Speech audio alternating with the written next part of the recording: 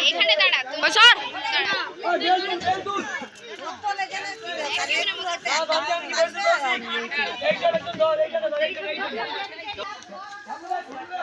পিছাবে একটু তোমার দিকে আছে তোমার দিকে বাবা বাবা ঠিক আছে আর সমানে পড়ে এদিকে খেলবো এই দিকটা সোজা করে ঠেল আবে ঠিক আছে এই এদিকে হাজার লোক খেলবি নি এ ধরছিলে কৌশিক দাদা যেমন বেস্তা দাদা বেলমা বেলমা ও রবি দাদা ওইটা কাটি ওই কাটি